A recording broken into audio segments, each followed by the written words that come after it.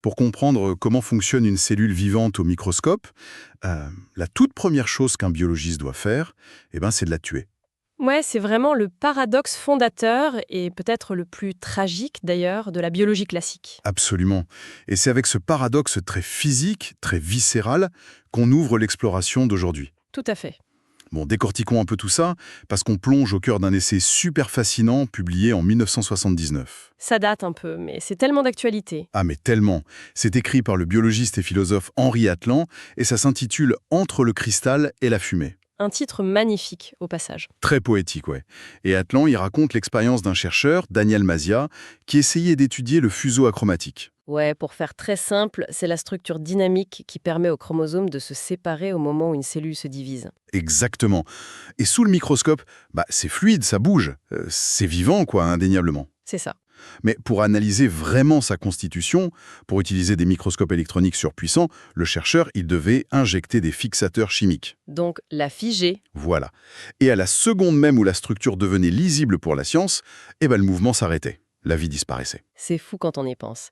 Et cette anecdote, c'est pas juste un petit problème technique de labo, hein. C'est vraiment une impasse épistémologique majeure. C'est clair. En figeant la cellule, on obtient une précision absolue, oui, mais on perd littéralement l'essence même de ce qu'on essaye d'étudier. On perd le vivant. Exactement. Et c'est ce qui amène Atlan à poser cette métaphore vertigineuse, celle qui donne son titre au livre. Le vivant, en fait, il est pris en étau entre deux formes de mort absolue. D'un côté, on a la mort par la rigidité. Et ça, c'est le cristal. Ouais, le cristal, c'est la perfection. Voilà, une structure géométrique parfaite, répétitive à l'infini, hyper prévisible. C'est magnifique à regarder, mais c'est totalement figé.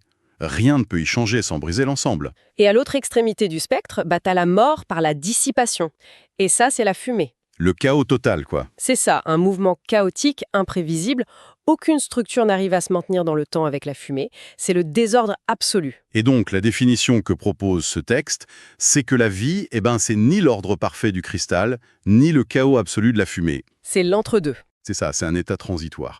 Il appelle ça un tourbillon liquide, qui maintient sa forme tout en étant traversé en permanence par un flux de matière et d'énergie. Et l'image est vraiment puissante. Ouais. Mais si on suit cette idée du tourbillon liquide, il y a une question qui surgit directe. Laquelle ? Un tourbillon maintient sa forme. On a l'impression qu'il veut, entre guillemets, conserver sa structure face au courant. Ah oui, je vois où tu veux en venir. Et ça, historiquement, ça faisait vraiment grincer des dents toute la communauté scientifique, non ? Si une cellule répare son ADN, si un organisme cicatrise, il semble avoir un but. Et c'est le fameux problème du finalisme. Ce qui est fascinant ici, c'est que c'est un point absolument crucial pour comprendre l'histoire des sciences du XXe siècle. Il faut savoir que la biologie, à l'époque, elle souffrait d'un énorme complexe d'infériorité face à la physique. Ah oui, la physique, c'était la science noble. Bah oui, parce qu'en physique classique, la causalité, elle est stricte. Un événement dans le passé cause un événement dans le présent. Une pomme tombe parce que la gravité a agi sur elle. Point final. On n'a pas besoin d'expliquer pourquoi la pomme a envie de tomber. Exactement. Mais en biologie, on observe ce qu'on appelle la téléologie, donc l'apparence d'un but. Par exemple, dire « l'oiseau a des ailes pour voler ». Ce qui paraît logique à dire. Oui, mais scientifiquement, ça sous-entend qu'un but futur, donc le vol, a influencé le développement passé de l'aile. Et ça pose un gros souci logique. Énorme. Voilà, ou pire encore, ça sous-entend l'existence d'un grand ingénieur cosmique, quoi. Quelqu'un qui a dessiné les plans de l'oiseau avec une intention précise. Et là, on glisse vers autre chose. Bah oui, ça fait sortir la biologie du cadre scientifique pour la faire basculer direct dans la théologie. Et ça, c'était juste inacceptable pour les chercheurs de l'époque.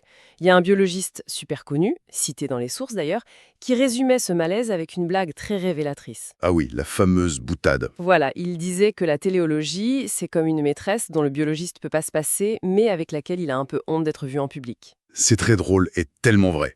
Donc, il devait trouver un moyen d'expliquer cette apparence de but sans invoquer la magie ou un plan divin. C'est exactement ça.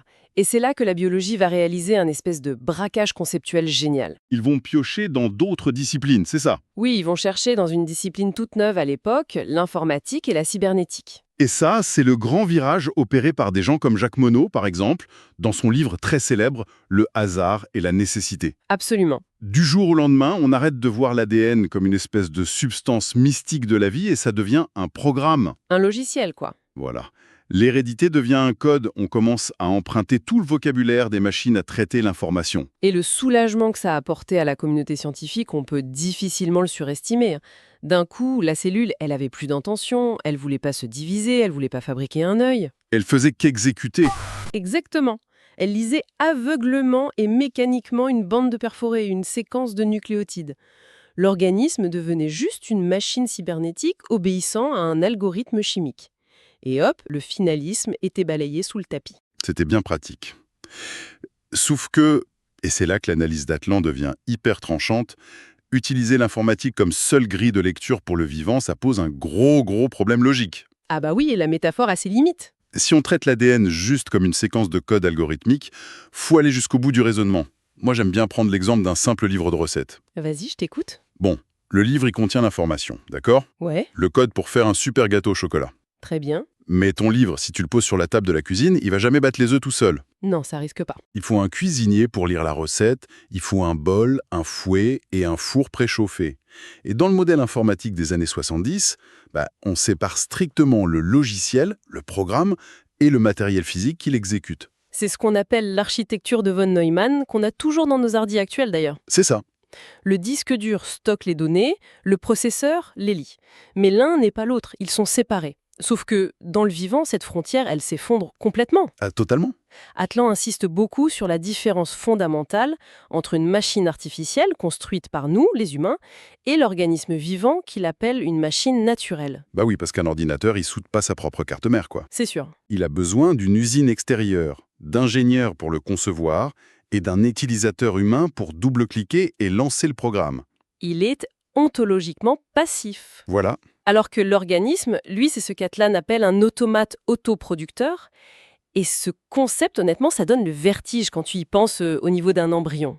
Oh que oui. Le programme génétique qui est contenu dans la toute première cellule fécondée, il doit en quelque sorte construire lui-même la machine physique qui va être capable de lire la suite de ce même programme. C'est complètement fou. Le matériel et le logiciel sont intriqués. Oui, les protéines qui sont là pour transcrire l'ADN, elles sont elles-mêmes le résultat de la traduction de cet ADN. Il n'y a pas d'ingénieur à l'extérieur. Le concepteur est à l'intérieur de la machine. Exactement. Et il se construit au fur et à mesure qu'il fonctionne. Ce qui pose direct un problème de causalité complètement monstrueux. Ah oui, le paradoxe de l'œuf et de la poule au niveau moléculaire. Bah oui, parce que si l'automate se construit lui-même, dans une boucle parfaite comme ça, comment la toute première itération a-t-elle pu démarrer au tout début de l'histoire? La grande question. Sans un ingénieur extérieur pour lancer la toute première machine, capable de lire le tout premier code.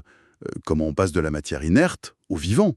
Et là, on touche vraiment au grand débat sur les origines de la vie, un débat qui a complètement déchiré les scientifiques à l'époque. C'est là que ça devient vraiment intéressant, parce que Atlan, dans son texte, il essaye pas de distribuer des bons points ou te dire qui a tort ou raison. Non, il expose juste les faits. Il place deux visions diamétralement opposées, face à face, juste pour nous montrer l'étendue du mystère. D'un côté, on a la vision défendue par Jacques Monod. C'est qu'une ligne dure, très implacable. Oui. Pour Monod, l'apparition du premier programme génétique, c'est un pur accident, un accident stochastique. En gros, l'univers n'était pas programmé pour faire émerger la vie. Faut imaginer la Terre primitive, avec cette fameuse soupe primordiale. Exactement. Des milliards de molécules qui s'entrechoquent complètement à l'aveugle par hasard. Et Monod, il dit que la probabilité pour que ces molécules s'assemblent pile dans le bon ordre pour former un truc capable de se répliquer, elle est si infinitésimale qu'elle frôle le zéro absolu. C'est ça. Donc pour lui, la vie, c'est une anomalie statistique. Le billet de loto gagnant, tiré une seule fois, dans l'immensité stérile de l'univers. C'est une philosophie d'une solitude assez absolue finalement. Très sombre. L'apparition de l'homme, ou même du premier microbe, c'est le résultat d'aucune nécessité physique selon lui. Mais face à cette idée du hasard miraculeux, le texte nous montre une autre école de pensée. Oui. Portée par des chimistes et des thermodynamiciens, des gens comme Ilya Prigogine ou Manfred Eigen. Et eux, ils inversent complètement la théorie de Monod. Complètement. Eux, ils regardent la même soupe primordiale, la même matière de base, mais ils y voient pas du tout un accident. Et c'est ça qui est fascinant. Pour eux, si on prend en compte les conditions hyper spécifiques de la Terre à ce moment-là, un flux d'énergie constant qui vient du Soleil, un certain refroidissement de l'atmosphère, l'apparition de la vie, elle n'était pas juste probable. Elle était inéluctable. Inéluctable d'un point de vue thermodynamique. Mais pour bien comprendre cet argument, faut faire un petit détour par la physique des systèmes hors équilibre, non? Oui, Prigogine a étudié ce qu'il a appelé les structures dissipatives. Ok. Pour faire simple, quand de la matière est traversée par une très grosse quantité d'énergie, elle reste pas dans un état chaotique. Elle se structure. Voilà, elle s'auto-organise spontanément pour réussir à dissiper cette énergie de façon plus efficace. C'est un peu comme le principe de la casserole d'eau sur le feu. Tout à fait. Si on chauffe un liquide par le bas, au lieu d'avoir un gros bordel de molécules qui bougent dans tous les sens, on voit soudain apparaître des espèces d'hexagones parfaits. Les cellules de convection? Oui, des rouleaux de fluide qui montent et qui descendent de façon super coordonnée. En fait, l'énergie, elle force la matière à s'organiser. C'est l'illustration parfaite. Et pour l'école de Prigogine, la vie, avec toute sa complexité incroyable, c'est rien d'autre qu'une structure dissipative ultra sophistiquée. Le Soleil bombarde la Terre d'énergie en permanence. Et la matière s'est organisée en molécules, puis en cellules, puis en écosystème complet, tout simplement parce que c'est le moyen le plus efficace d'absorber et de dissiper toute cette énergie solaire. Donc c'est plus du tout un accident, c'est une loi fondamentale de la physique, l'auto-organisation. Voilà. Mais attends, il y a un truc qui cloche là. Si on accepte cette idée, on rentre en collision frontale avec un des principes les plus déprimants de la physique du 19e siècle. Tu penses au second principe de la thermodynamique? Exactement, l'entropie. Ah, le grand méchant de la physique. Bah oui, parce que ce principe, il dit que dans l'univers, tout tend naturellement vers le désordre. La chaleur se dissipe, les montagnes s'érodent avec le temps. Le cristal retourne inévitablement à la fumée. Exact. Alors comment on fait pour concilier cette loi de la dégradation obligatoire avec l'émergence d'un ordre aussi parfait et précis qu'un brin d'ADN? C'est l'impasse qui a bloqué les physiciens pendant des années. On s'en doute. Et si l'on relie cela à la situation dans son ensemble, Atlan explique qu'il a fallu redéfinir ce qu'on appelle l'ordre et le désordre. En physique, c'est pas juste une question de rangement visuel ou d'esthétique, tu vois. C'est là qu'intervient l'analogie géniale du texte sur le bureau encombré. J'adore cette parabole, elle est tellement parlante. Elle est parfaite. Imagine le bureau d'un chercheur qui est en pleine rédaction de thèse. L'horreur. Ouais, t'as des piles de bouquins en équilibre précaire, des post-it collés sur les bords de l'écran, des feuilles volantes partout. Bref, si quelqu'un de l'extérieur rentre dans la pièce, il va se dire que c'est le chaos le plus total. Le summum de l'entropie. Voilà. Sauf que, pour le chercheur qui travaille là, cette disposition, elle possède un ordre fonctionnel d'une précision redoutable. Ah bah oui, lui, c'est exactement où tout se trouve. Exactement. Le livre rouge, il est sous la pile de gauche parce que c'est là qu'il y a la référence dont il a besoin pour le chapitre 2. La feuille volante à moitié déchirée, c'est le plan de la conclusion. En fait, c'est la signification qui lie les éléments entre eux. Et le drame, le vrai drame, il se produit si quelqu'un d'autre essaie d'imposer un ordre géométrique à ce système-là. L'intervention de la femme de ménage, par exemple. Ranger le bureau. Elle aligne les stylos à angle droit, elle classe les livres par taille ou même par couleur. Esthétiquement, c'est magnifique. On obtient une perfection visuelle, un ordre macroscopique évident. Mais en créant cet ordre-là, on a complètement détruit l'ordre sémantique. L'ordre fonctionnel n'existe plus. Le bureau, il est devenu totalement inutilisable pour le chercheur. Et c'est ça. L'ordre du cristal a tué la fonction. C'est brillant. Et c'est exactement ce que la biologie nous apprend, selon Atlan. Ce qui nous apparaît de l'extérieur comme du bruit, de l'aléatoire ou du désordre, souvent c'est juste une complexité dont on n'a pas encore le mode d'emploi. C'est ça. Et ça nous amène au concept central du texte. C'est contre-intuitif, mais c'est fondamental. La complexité par le bruit.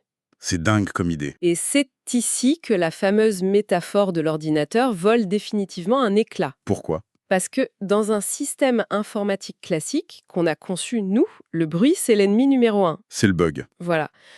Une variation de tension électrique, un bit qui s'inverse par hasard, et paf, c'est l'écran bleu de la mort. Le programme plante complètement. D'ailleurs, moi, ça a été ma toute première réaction en lisant ce concept. Je me suis dit, si j'écris un script en Python et que je tape par hasard sur mon clavier pour rajouter des caractères complètement aléatoires, Il va pas marcher. mon code, il va pas magiquement évoluer pour devenir une IA super intelligente, il va juste refuser de se lancer. Exactement. Du coup, comment des erreurs aléatoires pourraient créer de la complexité dans la nature? Toute la différence, elle est dans la redondance et dans la nature autopoïétique du système biologique. Une mutation à cause d'un rayon UV, ce qui est littéralement du bruit physique de l'environnement, ça crée une perturbation. Une erreur de copie. Voilà.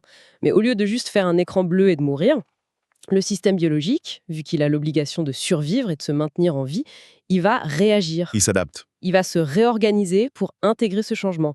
Et souvent, il va trouver un nouvel état d'équilibre. Un état qui, parfois, est encore plus complexe et plus adapté à son environnement qu'avant la perturbation. Donc en fait, sans cette perturbation, sans cette erreur initiale apportée par le hasard, aucune évolution serait possible. Exactement. L'organisme y resterait figé dans sa configuration de départ. C'est fou. Donc le hasard, le désordre thermique, ça sert littéralement de carburant à l'organisation de la vie. C'est ça. L'erreur, c'est pas un bug dans la matrice du vivant, c'est sa fonctionnalité de mise à jour. Et on retrouve l'équilibre du début de notre exploration. C'est la ligne de crête exacte entre le cristal et la fumée. Oui, trop d'ordre, tu as aucune perturbation possible, donc c'est la mort par la rigidité. Et trop de bruit, le système est complètement submergé, il n'arrive pas à se réorganiser, et c'est la mort par la désintégration. La vie, c'est donc vraiment cet exercice d'équilibrisme de malade. On utilise les chocs de l'environnement pour se renforcer. C'est la définition même du vivant. Alors, qu'est-ce que tout cela signifie pour nous aujourd'hui? Parce que se plonger dans cet essai de 79, c'est pas juste un petit cours d'histoire des sciences. Ah non, ça va bien au-delà de la cellule sous le microscope. Cette dynamique entre la rigidité, le bruit et l'adaptabilité, on peut carrément l'observer dans nos sociétés modernes, non? Les parallèles sont hallucinants quand tu regardes nos organisations humaines à travers cette lunette thermodynamique. Mais oui, notre époque, elle est obsédée par l'optimisation extrême. Tu regardes le monde de l'entreprise, le management, on cherche le zéro défaut partout. On standardise. On standardise le moindre process, on fait la chasse à la moindre anomalie, la moindre seconde perdue. On veut transformer nos boîtes et même nos vies personnelles en cristaux parfaits. On veut zéro friction. Voilà, que tous les engrenages tournent à la perfection. Sauf que ce texte, il nous lance un avertissement assez rude. Un système qui a été purgé de tout son bruit, de toute inefficacité apparente. C'est un système qui perd sa capacité d'adaptation. Exactement. Face à un choc externe imprévu, je sais pas, une crise économique, une pandémie mondiale, le cristal parfait, il se déforme pas. Il se brise en 1000 morceaux. C'est la fragilité de la perfection. Alors que c'est l'anomalie, c'est la déviance, le fameux désordre, qui permet à l'ensemble d'innover et de survivre. Ce qui amène inévitablement à une réflexion sur la direction que prend notre technologie aujourd'hui. Et c'est une question que je trouve assez troublante à garder en tête après avoir brassé tous ces concepts. Ah oui, par rapport à l'IA. Oui, on investit des milliards pour concevoir des intelligences artificielles, on construit d'immenses réseaux de neurones enfermés dans du silicium hyper aseptisé, et on bosse comme des fous pour éliminer la moindre hallucination, la moindre erreur de la machine. On veut chasser toute imprévisibilité. C'est ça. On veut des machines infaillibles, de purs modèles logiques où il n'y a pas le moindre bruit thermodynamique.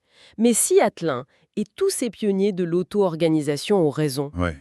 si la véritable vie exige nécessairement d'intégrer le bruit, d'intégrer des erreurs aléatoires et cette incertitude pour s'auto-construire et générer du sens, alors, est-ce que notre quête pour créer une IA parfaite la condamne pas à rester à tout jamais une simple imitation morte ? En fuyant le chaos de la fumée à tout prix, est-ce qu'on n'est pas juste en train de tailler le cristal le plus complexe de l'histoire, incapable de devenir un jour véritablement vivant ?